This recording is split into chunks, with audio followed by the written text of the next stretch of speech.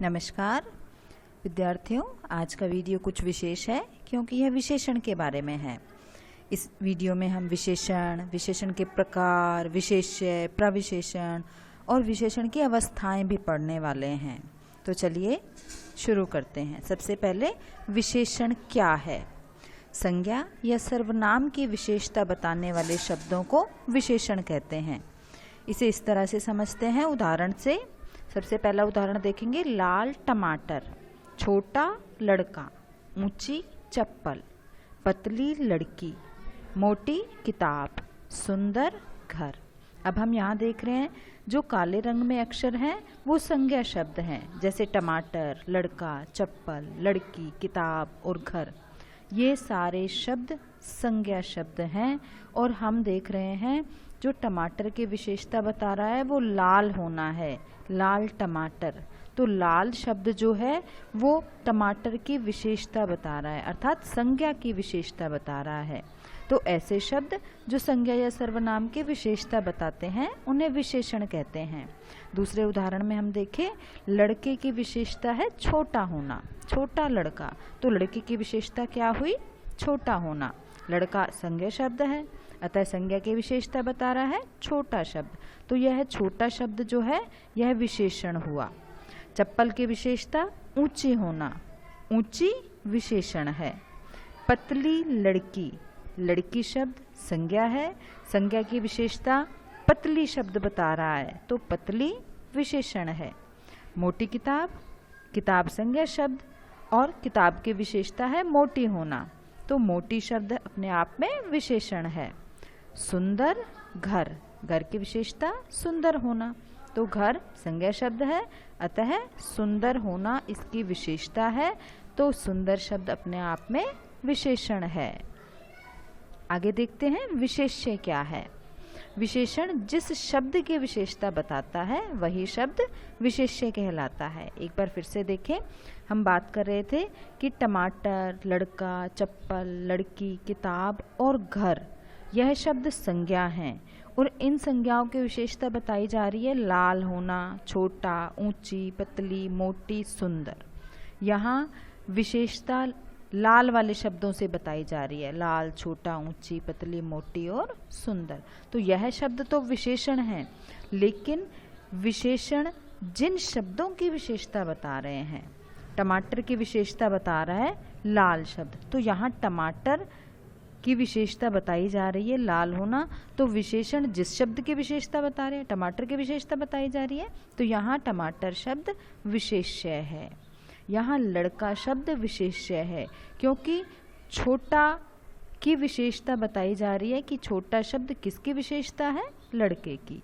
ऊंची विशेषता किसकी है? चप्पल की। तो यहाँ लड़का, टमाटर, चप्पल, लड़की, किताब और घर, यह सारे शब्द विशेष्य हैं।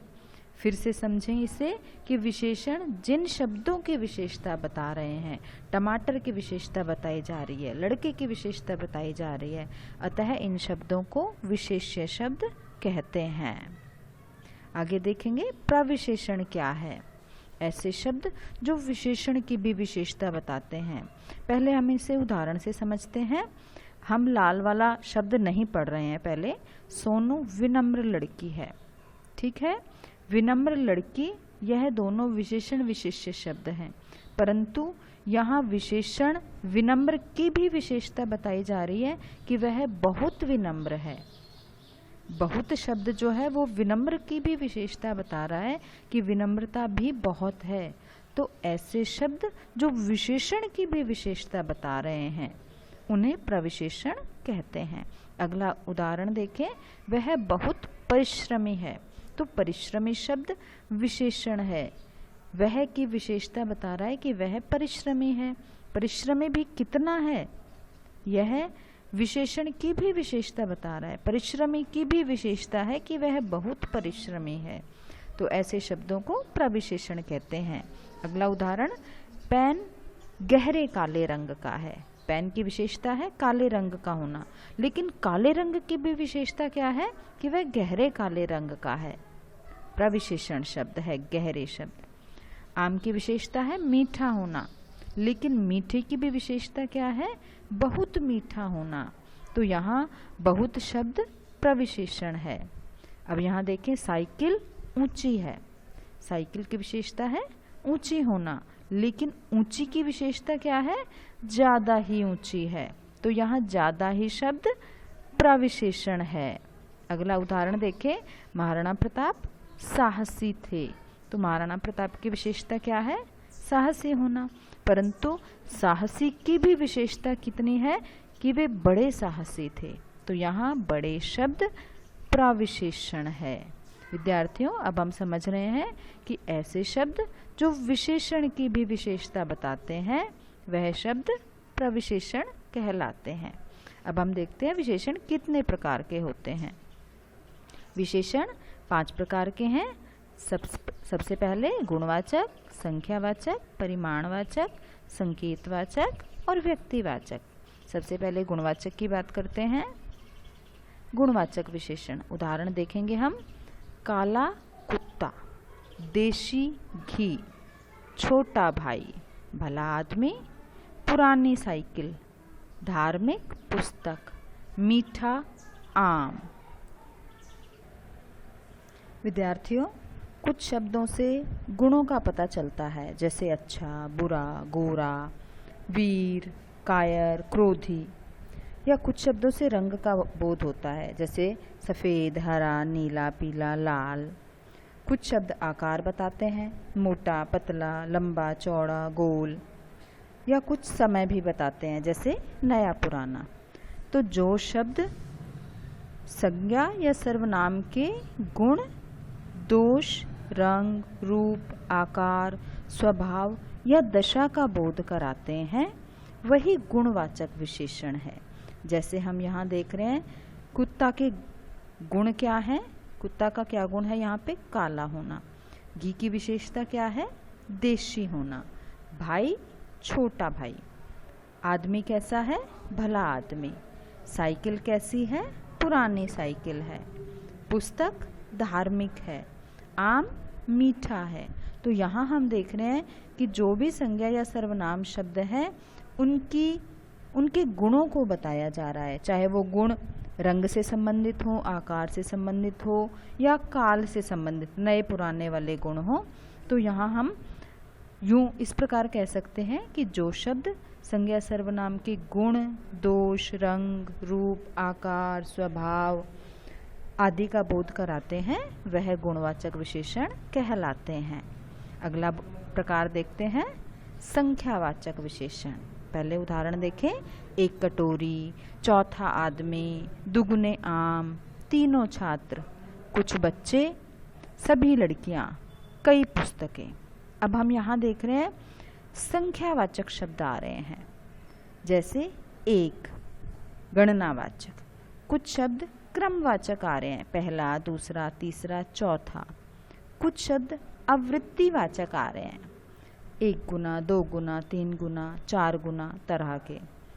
या समुदायवाचक भी हैं, तीनों छात्र, दोनों, चारों, इस तरह के। कुछ सही नहीं बता पा रहे, कुछ बच्चे, सभी लड़कियां, कई पुस्तकें। तो यहाँ हम देख रहे हैं कि जो शब्द संख्याओं का बोध करा रहे हैं, संज्ञा की संख्याओं का। संज्ञा कटोरी है, कटोरी की संख्या 1 है। आदमी का क्रम चौथा है और आम की आवृत्ति कितनी बार है? 2 गुनी। तो यहाँ हम देख रहे हैं कुछ शब्द संज्ञा सर्वनाम की संख्या, क्रम या गणना का बोध करा रहे हैं। यह संख्या निश्चित भी है, यहाँ देखें ऊपर निश्चित संख्या है, और कुछ अनिश्चित भी हैं, कुछ, सभी, कई। तो यहाँ हम इसे इस प्रकार कह सकते हैं कि वे शब्द जो संज्ञा या सर्वनाम की निश्चित या अनिश्चित संख्या का, क्रम का या गणना का बोध कराते हैं वह संख्यावाचक सर्वनाम कहलाते हैं। इसके प्रकार 2 हैं, निश्चित संख्यावाचक और अनिश्चित संख्यावाचक। निश्चित संख्यावाचक में संख्या निश्चित होगी, जैसे 1 कटोरी, चौथा आदमी, दुगुने आम और तीनों छात्र। संख्याएं निश्चित हैं। और इन संख्याओं में भी गणनावाचक की बात करें तो 1, 2, 3, क्रमवाचक की बात करें तो पहला, दूसरा, तीसरा, चौथा। आवृत्तिवाचक इस तरह के शब्द भी आते हैं, दोगुना, तिगुना, चौगुना आदि। समुदायवाचक की बात करें तो दोनों, तीनों, चारों, इसी तरह के और शब्द। तो यह निश्चित संख्यावाचक की बात हो रही है। लेकिन कुछ शब्द अनिश्चित संख्यावाचक हैं, जैसे कुछ बच्चे इधर आओ, सभी लड़कियां कमरे में बैठो, कई पुस्तकें रखी हैं। तो यहाँ संख्या निश्चित नहीं है, कुछ बच्चे। अब संख्या निश्चित नहीं है, इसीलिए यह है अनिश्चित संख्यावाचक। तो यहाँ कई शब्द भी आ सकता है, कुछ, बहुत, थोड़े, सब। इस प्रकार के जब शब्द आते हैं तो वह अनिश्चित संख्यावाचक में गिना जाता है। तो इस प्रकार इसका दूसरा प्रकार है संख्यावाचक, और इसके भी दो भेद हैं, निश्चित संख्यावाचक और अनिश्चित संख्यावाचक। अगला भेद देखते हैं, परिमाणवाचक। ऐसे शब्द जो किसी वस्तु, पदार्थ की मात्रा, परिमाण या माप आदि का बोध कराते हैं। यहाँ हम देखें परिमाण या मात्रा या माप क्या है, जैसे 2 लीटर दूध, 3 किलो आटा, 4 किलो चीनी, 1 मीटर कपड़ा, 10 किलोमीटर दूर।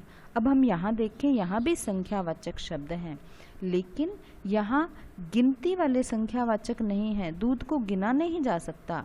यहाँ तोला या मापा जाने वाले शब्दों को लिया जाता है, जिनकी परिमाण, परिमाण अर्थात मात्रा को देखा जाएगा, वह शब्द परिमाणवाचक विशेषण के अंतर्गत आते हैं। जैसे 2 लीटर दूध, दूध को मापा जाता है। 3 किलो आटा, यह मात्रा से संबंधित है। 4 किलो चीनी मात्रा है। 1 मीटर कपड़ा, यह माप से संबंधित है, 10 किलोमीटर दूर। तो इस प्रकार जो शब्द, जो पदार्थ, वस्तु मात्रा, परिमाण या माप आदि का बोध कराते हैं, वह परिमाणवाचक सर्वनाम कहलाते हैं। अब इसके भी दो भेद हैं संख्यावाचक की तरह, निश्चित परिमाणवाचक और अनिश्चित परिमाणवाचक। जहाँ मात्रा या परिमाण निश्चित है तो वह निश्चित परिमाणवाचक है। जैसे यहाँ निश्चित है, 2 लीटर दूध है, 3 किलो आटा है, 4 किलो चीनी, 1 मीटर कपड़ा या 10 किलोमीटर दूर। तो यहाँ निश्चित परिमाण की बात हो रही है। लेकिन अनिश्चित परिमाण से आशय है जरा सा दूध। अब यहाँ मात्रा समझ में नहीं आ रही है, निश्चित नहीं है, जरा सा दूध है, थोड़ा सा आटा है, बहुत ज़्यादा कपड़ा है। तो यहाँ मात्रा अनिश्चित है। तो ऐसे शब्द जिनसे अनिश्चित मात्रा या परिमाण का बोध होता है, वह अनिश्चित परिमाणवाचक विशेषण कहलाते हैं। इसमें थोड़ा, बहुत, कम, ज़्यादा आदि शब्द भी आ सकते हैं। अगला भेद देखते हैं विशेषण का, संकेतवाचक। संकेतवाचक में सबसे पहले हम उदाहरण देखेंगे। इस किताब को मुझे दे दो, यह पेन मेरा है, उस लड़की को यहाँ भेजो, इस गेंद को फेंक दो। अब हम यहाँ लाल रंग में जो शब्द दिखाई दे रहे हैं, यह संकेत कर रहे हैं किसकी तरफ, किताब की तरफ, एक विशेष किताब की तरफ संकेत कर रहे हैं कि इस किताब को मुझे दे दो। या दूसरा वाक्य जो है, यह पेन मेरा है, एक विशेष पेन की तरफ संकेत है कि यही पेन मेरा है, उस लड़की को यहाँ भेजो। सिर्फ उसी लड़की की ही बात हो रही है, संकेत करके कि उस लड़की को यहाँ भेजो। इस गेंद को फेंक दो, क्या संकेत है कि इस गेंद को फेंकना है, किसी अन्य को नहीं फेंकना। तो यह संकेत करने वाले शब्द हैं। यहाँ देखिए, यही संकेतवाचक विशेषण है। ऐसे शब्द जो सर्वनाम भी हैं और सर्वनाम होते हुए भी वाक्य में विशेषण की तरह प्रयुक्त होते हैं। यहाँ हम देख रहे हैं यह सभी शब्द सर्वनाम हैं, क्योंकि यह संज्ञा की विशेषता बता रहे हैं, तो यह सर्वनाम है। लेकिन यहाँ इनका प्रयोग विशेषण की तरह हो रहा है। इस किताब को मुझे दे दो, किताब की विशेषता को प्रकट कर रहा है, अतः इसे सार्वनामिक विशेषण भी कहते हैं। क्योंकि यहाँ सर्वनाम हैं ये सारे शब्द और विशेषण की तरह प्रयुक्त हो रहे हैं, अतः इसे सार्वनामिक विशेषण भी कहते हैं और इसी को ही संकेतवाचक विशेषण कहते हैं। अगला भेद देखेंगे, व्यक्तिवाचक। ऐसे शब्द जो व्यक्तिवाचक संज्ञाओं से बनकर विशेषण की विशेषता बताते हैं। व्यक्तिवाचक संज्ञा से आशय है, जैसे बनारस व्यक्तिवाचक संज्ञा है और इससे बना शब्द है बनारसी साड़ी। या हिमाचल से बना शब्द हिमाचली सेब, बीकानेरी भुजिया, जोधपुरी कोट, कोल्हापुरी चप्पल, नागपुरी संतरे। अब हम यहाँ सभी शब्दों में देख रहे हैं कि यह व्यक्तिवाचक संज्ञाओं से बने हैं और विशेषण की विशेषता बता रहे हैं। साड़ी की विशेषता है बनारसी होना, तो इस प्रकार वो शब्द जो व्यक्तिवाचक संज्ञाओं से बने हों और विशेषण की विशेषता बताते हों उन्हें व्यक्तिवाचक विशेषण कहा जाता है। यह 5 भेद हैं विशेषण के। चलिए विशेषण की अवस्थाएं देखते हैं। विशेषण की अवस्थाओं से आशय है विशेषण की तुलनात्मक स्थिति। तुलनात्मक स्थिति में 3 स्थितियां इसकी, मूलावस्था, उत्तरावस्था और उत्तमावस्था। मूलावस्था क्या है, चलिए देखें। मूलावस्था है, उदाहरण से समझे, मीरा अच्छी लड़की है, मोहन तेज दौड़ता है, यमुना पवित्र नदी है, मोहन लंबा लड़का है। अब यहाँ हम देख रहे हैं एक सामान्य सी बात कही जा रही है। तो यहाँ उदाहरण परिभाषिक रूप देखें जिसमें किसी संज्ञा या सर्वनाम की सामान्य स्थिति का बोध होता है। मूलावस्था इसे ही कहते हैं जब संज्ञा या सर्वनाम की सामान्य स्थिति का पता चलता है। जैसे मीरा अच्छी लड़की है, मोहन तेज दौड़ता है, यमुना पवित्र नदी है, मोहन लंबा लड़का है। साधारण से वाक्य हैं जो सामान्य स्थिति बता रहे हैं, यह मूलावस्था है।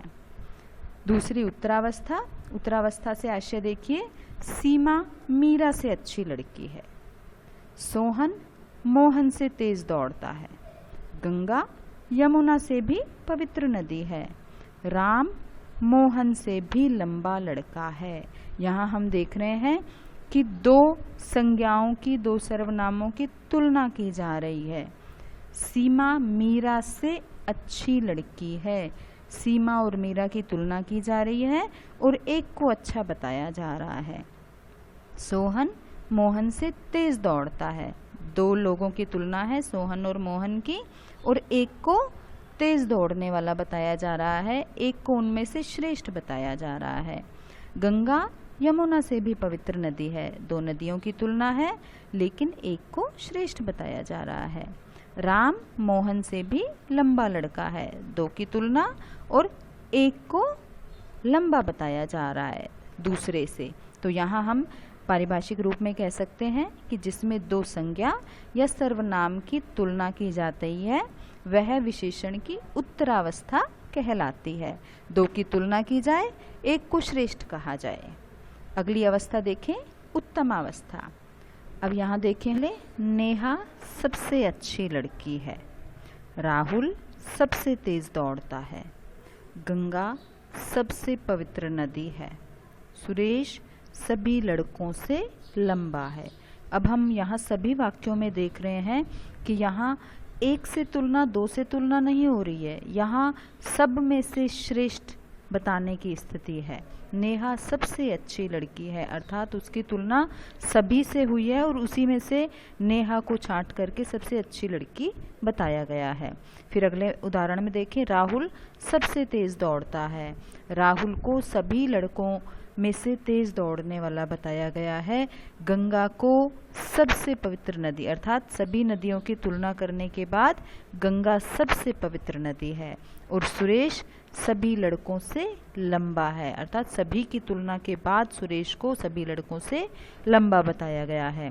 पारिभाषिक रूप में एक बार फिर से देखें, 2 से अधिक संज्ञा या सर्वनामों की तुलना की जाए और उनमें से एक को सबसे अच्छा या सबसे बुरा बताया जाए। यहाँ भी हम देख रहे हैं कि नेहा को 2 से अधिक लड़कियों की तुलना की गई है और नेहा को सबसे अच्छी लड़की बताया गया है। राहुल को 2 से अधिक सर्वनामों की संज्ञाओं की तुलना के बाद सबसे तेज दौड़ने वाला बताया गया है।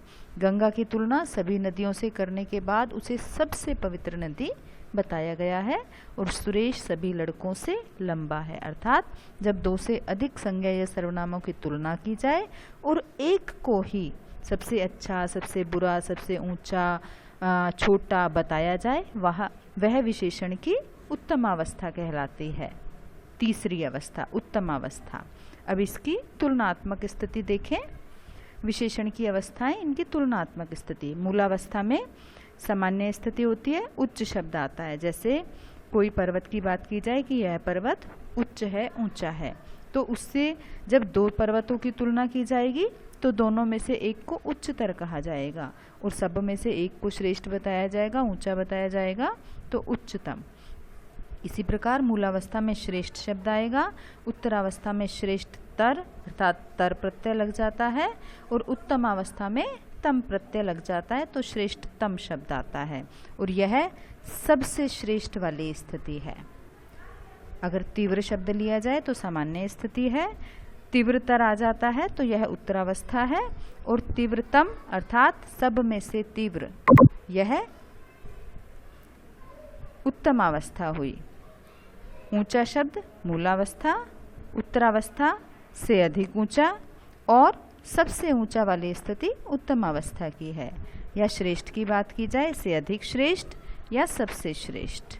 तो इस प्रकार आज हमने इस वीडियो में विशेषण, प्रविशेषण, विशेष्य, विशेषण की अवस्थाएं पढ़ी। विद्यार्थियों, इसी तरह के अन्य वीडियो देखने के लिए सब्सक्राइब कीजिए मेरे चैनल को। धन्यवाद।